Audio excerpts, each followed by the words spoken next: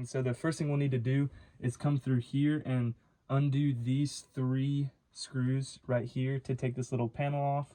That's just a normal Phillips head screwdriver.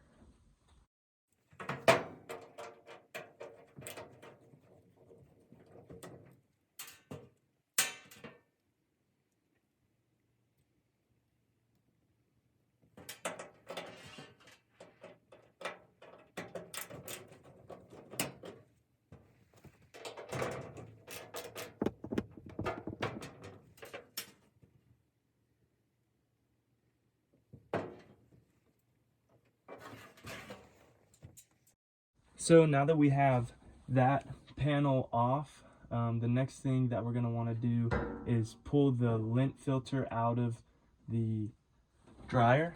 And after we pull the lint filter out, we're also going to want to take this top piece off right here. There's 2 little tabs, so you have to take a flathead screwdriver. There's 2 little tabs in here that we'll have to take, or that we'll have to press down in order to take it off. So you kind of just slide the screwdriver in and press it down in order to compress that tab to be able to pull this out. And so once you have that, you can just put that off to the side.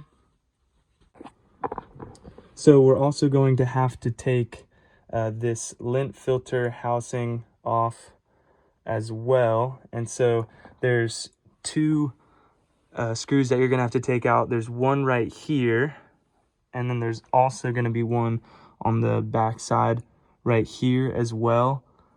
When you take those out, you don't have to worry about taking this little screw out, because this whole piece right here will come out with this unit when you undo those 2 screws. So we now have that lint filter housing pulled off. That piece. There's also a little tab down here. Sometimes that will it shouldn't really hold that housing on that well, but that little tab goes right there, and the lint filter housing kind of slides in, and that tab holds it somewhat. It doesn't really hold it that well though, so when you go to pull that piece off, it should just come right out of that tab. Now, the next thing we're going to want to do to be able to get to those sensors is we're going to want to undo this bolt right here, and then as well as this bolt right here. And then if you look way back in there, there's 2 bolts. There's 1 bolt right here, and there's 1 bolt right here. So we're going to want to undo all 4 of those bolts to take this metal housing off.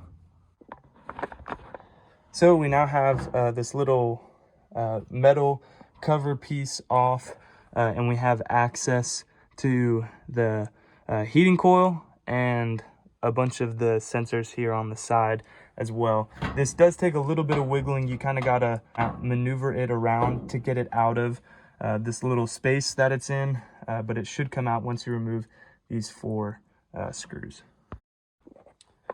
Now, anytime you're working around a bunch of this electrical stuff, especially on a dryer, you want to make sure that you vacuum it out well to get all of these, like the dust and lint that builds up over time, away from all of these electrical parts. As you can see, there's a little bit of lint even in the electrical coils, which this should be, for the most part, all fireproof and fire resistant, so it shouldn't catch on fire inside there. It should be, capable to withstand spreading a fire to the rest of the machine if lint catches on fire in here. But just to be safe, you do want to go ahead and use a vacuum or something to get all that lint out.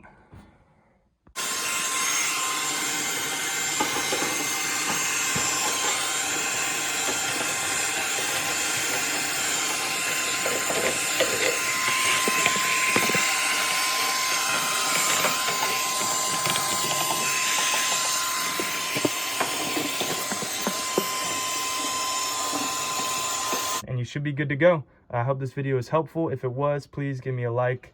And if you have any questions, feel free to leave them down below in the comment section, and I'll try to answer those as quickly as I can. Make sure to check down below in the description for tools I used, like all of these different things. Hopefully this was helpful. Have a good one.